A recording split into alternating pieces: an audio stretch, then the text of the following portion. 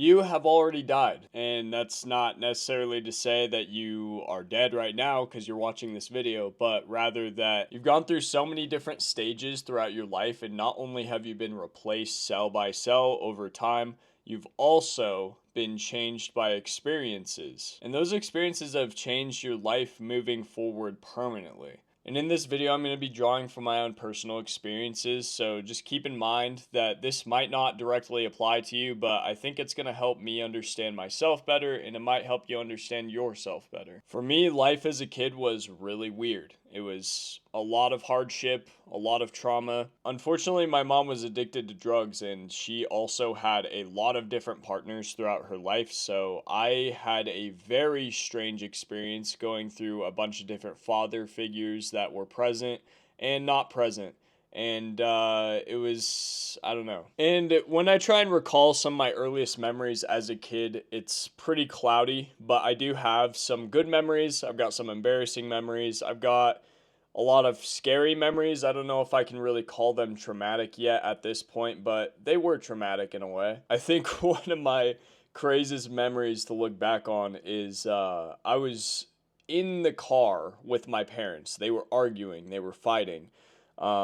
And these are my biological parents, by the way. So my biological father and my mom, and they're fighting, right? I'm in the back of the car. I'm pretty scared. I'm in my car seat. My dad is driving, and he looks at my mom, and he opens his driver's door while we're going 70 miles per hour on a road. And the craziest thing happens after that. He actually tells her that he's going to jump out of the car. To begin with, I don't even know why they're fighting. All right, I'm like 4 or 5 years old, so the only thing that I can really remember is that my dad was going to kill us all, and that was pretty weird. Another memory I have of them fighting, my dad punched through a glass cabinet and it cut his hand open, and he was just bleeding while he was yelling at her, seemingly unfazed by the fact that he probably had to go to the hospital after that. But I also have a memory of some kids riding past my trailer on some bikes, and they were doing wheelies, and I remember looking at them and being like, that's so fucking sick. I don't know why I remember this, but I just remember seeing that and being like, that was fucking badass. They weren't just doing wheelies. They had their hands off of the handlebars doing wheelies, which I think that was the extra detail that made it super memorable for me. Is I was like, how the fuck are you doing that? Because I remember when I was younger, this memory was with my biological father and my mom. They were helping me learn how to ride a bike, and they took off the training wheels, and I was riding the bike, and I was really doing it at first.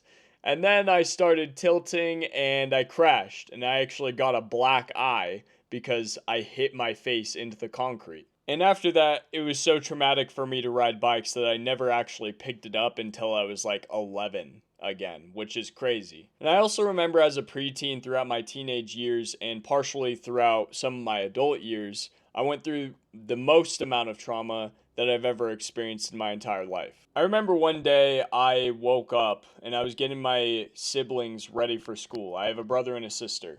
I was getting them ready for school, and I was also getting ready for school. But my mom wasn't really a functional mom at that time. She was high on drugs pretty much 24/7, so I effectively became the parent of my siblings. But I was getting them ready for school and getting myself ready for school. And I remember we were making a little bit of noise, but there was a random guy on our couch. I don't know who this fucking guy was, and I still to this day have no clue who it is. But he gets up because he hears us, and he looks at me, and he says, "Shut the fuck up." I'm in sixth grade at this point, right? So I'm terrified. I'm like, yeah, I'm gonna shut the fuck up. I'm gonna do that really quick because I don't wanna die. Because I don't know this guy. I don't know what he's gonna do to me.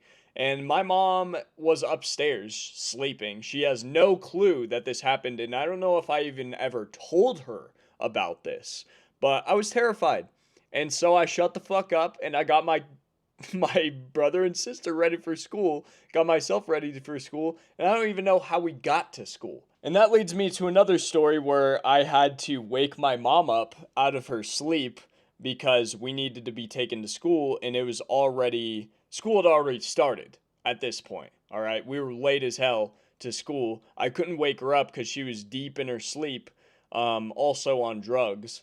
But I literally had to go and grab a glass of water because my stepdad was telling me this at the time, and we were going through some issues because they had been together and they had divorced.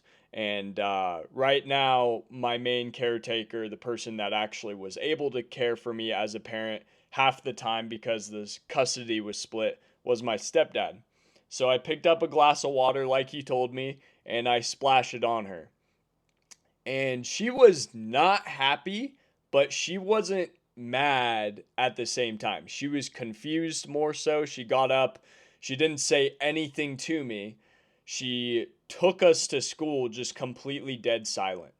And I remember being really scared at that point, but also I thought it was kind of funny, which I don't know. I thought it was funny. I feel kind of bad about it now, but yeah, I was scared that she was just gonna be pissed at me.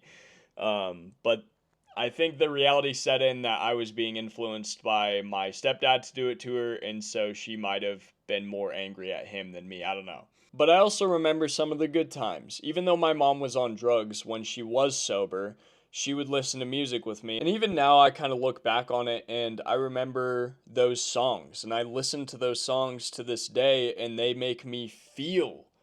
They really make me feel. I feel like there's very few things in your life that will make you feel those feelings. It'll take you back. It'll make you feel nostalgic. It'll make you feel emotional about the past, or even emotional about your current state of the world, or even the future. It makes you think and it makes you feel. And I feel like music is one of those things that is very rare that does that. And I'm so grateful that I have memories with my mom from those times through music, because it makes it all the more special, and it makes her life and my life all the more special, especially coming together as individuals or as one, sharing those memories. I feel like I'm not disconnected from my mom because of music sometimes. But now I'm a 27-year-old man, which is kind of crazy to think about because I look back at those memories and I feel disconnected from them. I don't feel like that person that I once was as a kid, or even as a teenager, or even 5 years in the past from now. I don't feel like that's me. And that's kind of what this video is about. A lot of that past version of myself feels unrecognizable to the point where it feels like that's a different person. That is not who I am. And to an extent, that's actually true. I look back and I think about myself as a person who has gone through a lot of hardship, but that hardship doesn't make me who I am. It helped build me. Those experiences helped create the person that I am today, but it's not me, right? It's not me. I am who I am today because of what I did as a result of those experiences and the person that I chose to be as a result of those experiences. But those experiences are not what makes me who I am. So when I look back on it, they're just memories. And I'm usually the type of person that can vividly recreate a lot of things in my mind. I can come up with things in my mind. I can think about things. I can imagine, a scenery. I can imagine the birds chirping in the sky. I can imagine the smells. I can imagine the feeling of the sun hitting my skin. But when I look back on a lot of those memories, they feel almost cloudy sometimes. It feels like there's no way that that was real. It feels like a dream. And my mom did pass away from her drug addiction. And I remember when she passed away, how crazy that felt to me. It felt like I had lost a lot of that version of myself. It felt like a lot of that was just permanently gone.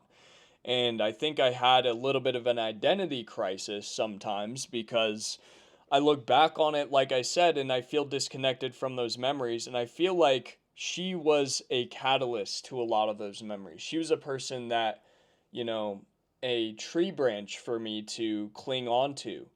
that connects me to the past. And a lot of the people that I knew from the past, and people who had a serious impact on my past in a negative way or a positive way during those times, I feel no longer connected with in the same way that I once was.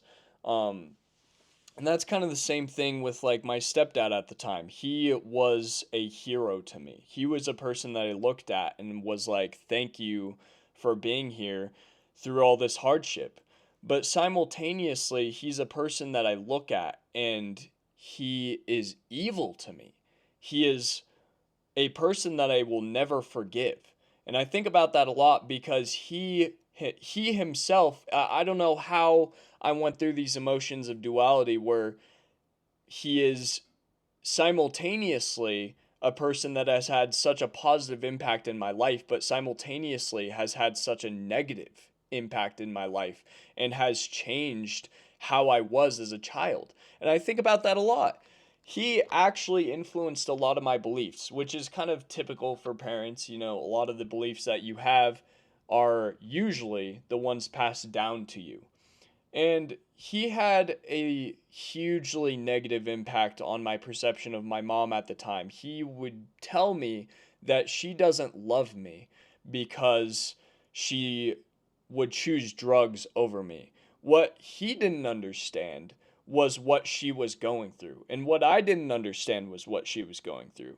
And now, as a result of that, I feel like I understand her more because I actually accept that I don't understand. The thing is all that it takes a lot of the time to understand someone else's struggles is that you don't understand them. And that's so important for you to acknowledge as a person. And in those times when I was younger, I didn't acknowledge that. I genuinely believed what he said, that she didn't love me. I believed that, she was making a choice. I didn't understand what she meant when she said addiction is a disease. She would tell me that all the time. I remember I went to AA meetings with her, with my brother and sister. I went to AA meetings, and I remember being in the circle with those strangers, and everyone's talking about their struggles with their addictions. And I never understood what that meant because I wasn't a person that had gone through that myself. I was a person that went through it alongside another person who was going through it, and that person happened to be my mom, but that was not my experience. That was not something that I could actually understand unless I did it firsthand, which I never have and I never will. But I understand it so much more now because I accept that I didn't understand it. And I remember I didn't have only bad memories with my mom. I've had so many good memories with her. And usually when I look back, I don't like to remember the bad things. I don't like to remember the bad things. Well, I lived in a trap house. There was trash everywhere. She sold all of our furniture. We didn't have anything to sit on. We didn't have any tables to place things on. Our kitchen was infested with fruit flies. There were no clean dishes. I hid clean dishes in my closet with a blanket over them, and I was afraid that she would be mad at me for doing that because our living situation was so filthy. So filthy. I can't even I can't even fully remember how it looked. I remember looking at photos of it after the fact, and it was like, maybe 5 years after the fact. And I remember looking at it and being dumbfounded. I couldn't believe what I saw. That I don't remember it being that bad. And the thing is, man, like when you look back on a lot of those things, you don't fully grasp the situation you're in. It feels normal to you. And being disconnected from it more now, I bet if I looked at those photos again, I would be shocked. But it doesn't matter because that part of me is in the past and those experiences are still with me, but they've helped build me into a person that I am today, and I'm proud of that person. Um, I'm not proud of everything that I am, and I'm not proud of everything that I've chosen to do in my life. I actually have a lot of regrets, but I'm proud that I am who I am now. And that's all that matters. One of the reasons I'm proud is because I've acknowledged that the drugs changed my mom. I used to love who she was when she wasn't on drugs. I didn't love who she was when she was on drugs. They changed her. They made her into a person that was not functional. And she tried to tell me that. She told me, she tried to tell me to understand, and I refused to understand. And I remember after she died, I was I was devastated. I was going through a devastating time. I didn't work for a week, and I felt bad that I wasn't working, but I couldn't function. For a whole week, all I wanted to do was cry and lay down and do nothing. And I just remember the amount of sympathy that I got from other people. Some of my friends were really sympathetic and helped me through that process. But I had other people in my life that were telling me, like, are you that surprised that she died? And that's not what I needed to hear at that point. I don't appreciate that I heard that from people. Um, but also, I I didn't know that that would be her fate. I couldn't. It was weird because I have heard stories from other people where they lost their mom to addiction because she overdosed, or they lost their dad to an addiction, whether it be alcohol or hard drugs, whatever it may be. I remember hearing other people's experiences of that, and I remember thinking, I don't know if that'll ever happen to me. Like, to me, my mom seemed invincible. She overdosed like 4 or 5 times, and the last time she passed away, obviously, she didn't make it through that one.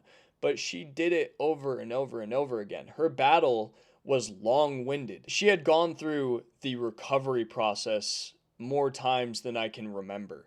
It seems like she was going through a long process of recovery, and she didn't make it through. I remember the last conversation that I had with my mom, and it was over the phone. She moved to Hawaii because that was the place that she always wanted to go. She loved Hawaii. She thought it was beautiful, and she wanted to live there. I remember she had always wanted to live there. That was her dream. She moved there, and I remember she called me, and I was at work at the time, and she said, Aspen, I'm scared. She was telling me how scared she was, and she said, I feel like I'm going to relapse. But in my mind, I felt like she already had. And that's the thing that you'll know about drug addiction. A lot of people who are under the influence of drugs and are going through drug addiction, they tell you things that they may have already done, or they will lie to you straight to your face about stuff. They will tell you, like, no, I'm not on drugs right now. I'm not on drugs. I've been clean for, 6 months. And they have been on drugs the whole time. And that's why addiction is so scary, is because I I don't understand what it feels like to battle something like that. And I never will. And she was terrified. She was calling me, telling me, I'm afraid that I'm going to relapse. I'm scared, Aspen. I'm scared. I don't know what's gonna happen to me. I'm scared. And I don't know why she was fearful. And I don't know why she called me, but I something tells me that she knew that if she messed up one more time, that it would be the last time that she could mess up.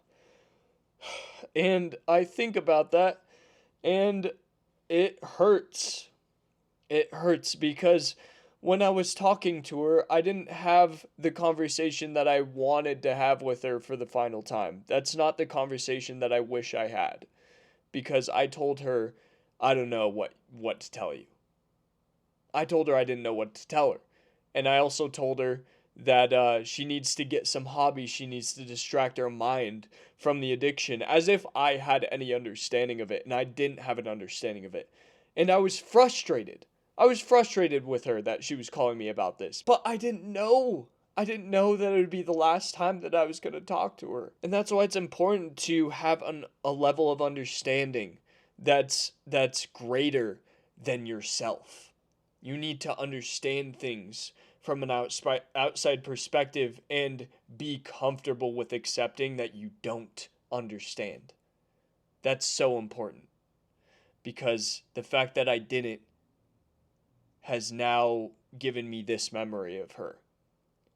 this memory of us together where she is trying to come to me for help and I don't know what to tell her, and I'm being a dick, frankly, about it. I remember before my mom left for Hawaii, I actually hung out with her a few times. And I remember one of the times we went on a hike and I took a photo with her. And I remember before that, I had made amends with her. And that to me was making peace with her when I met with her and actually spent some time with her. I'm just really glad because before she died, I came to peace with her. But despite the last conversation that I had with my mom being one of those moments that I look back on and regret, I am really happy because I made peace with her before she passed.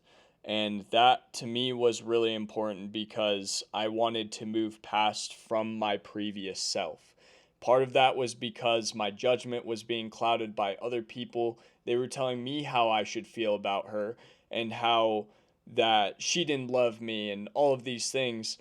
Those things didn't matter because she's my mom and it's my choice to feel how I feel about her. And no one else should be able to give me a lesson or judgment on how I should have felt about her. Because at the end of the day, they didn't go through what I went through with her. They didn't have the good memories. They didn't have the bad memories. They don't know what it felt like. They had their own memories and their own perception with her. And what I choose to remember is what she taught me. And whether that be good or bad, I learned. And I have memories that I cherish. And I have the music that I listen to that is the music that I listened to when she was alive. And I like to look back on those things, but I'm not going to let another person alter my perception of how I feel about another person.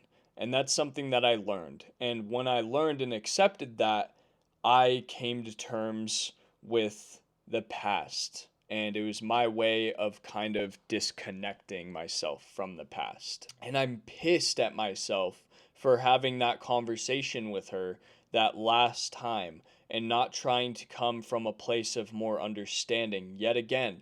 And I think part of that was because I was still battling with my feelings of the past and I was still maybe thinking that a lot of the things that I adopted as truths in the past about my mom were maybe still clouding my judgment. And after she passed, I was devastated. And I remember the night that she passed, I was sitting there on the phone waiting to hear that she did. My aunt had called me that night and she was telling me, "Your mom overdosed. She might not make it." She had to break the news to me and she had to tell me she might not make it. I sat in my car that night and I waited for the phone call. And something inside me told me, the fact that this was the only time that I've heard from another person that, this might be the moment that you lose your mom, that I believed that I would probably lose her. When I was told that she passed, it was like a wave had come over me that I had never felt before. And obviously, going through struggle like that where you lose somebody for the first time, that's something that you don't get over. And it's even to this day, I get emotional thinking about her. It's almost been 7 years since she's passed, and it still hurts. And that's just one of those things that you get better at carrying. Like every time I mention it, someone will be like, and I don't want you guys to do this in the comments either, where you say, "Oh my God, I'm so sorry for your loss," things of that nature. I'm not trying to get sympathy. I'm just talking about this in the sense that I've learned a lot. I've experienced a lot. But the past, I feel disconnected from because I feel like I made peace with myself and I feel like I made peace with the past. That version of me is no longer me. And I put in my notes that even now, or even recording this video right now, I am wondering and questioning if my feelings are justified. And I've always been like that throughout my whole life. I've always doubted my own feelings. And I think that it's a superpower but also it's so detrimental. The reason why I think it's a superpower is because it helps me have a greater understanding for other people. If I question how I feel 24/7, then it's going to help me bring in new perspectives, because if I'm angry at somebody or if I'm sad about something, I look at it from another angle because I'm questioning myself. Why am I angry? Like, is this something that I really should be angry about, or oh, let me understand it from their perspective. It helps me understand things a lot better, but it also makes me feel like I'm guilt tripping myself. I guilt trip myself all the time, thinking like, "Oh, I maybe this isn't valid. I maybe my feelings aren't valid." But they are, and they're valid because they're how I feel in the moment. And so that's something that I can, try and tell you guys is whenever you're feeling something, you have to acknowledge that those feelings are valid because they're happening, right? They're happening. You have to accept them for what they are in the present, and then you can reflect on that as it processes, as time goes on, right? You don't process things and become disconnected completely from them. They're a part of you forever. You just get better at dealing with your emotions. You get better at dealing with the experiences that you've gone through, but they're never truly not a part of you. Because even today, like I look back, even though I look back on the past and I see myself and I see that version of me as being dead, I am I'm the person I am today because of that version of me, or those versions of me in the past that are no longer here. And so that's I'm kind of bringing it full circle now to say that, like, even though, I've died a million times, I am who I am today because of those a million times that I've died, those millions of experiences. Um I am a person that I am today because of how I dealt with those experiences and how I processed that pain and how I processed and um, developed the feelings that I have today for life in my experiences. And it's going to carry me into the future. Even in the future, I'm going to look at my version of myself that I am now and feel like I'm disconnected from that, or that that version of me is dead, and I'm going to hope that I become a better version of myself. And that's kind of the philosophy that I like to live. I want to always be pushing for a better version of myself, even when it comes to me being on my deathbed. I feel like life is not worth living unless I'm pushing for that next best version. And that doesn't mean that, like, oh, I'm seeking a higher monetary value out of life. I'm seeking like more monetary things, or things that really, in the grand scheme of things, don't matter.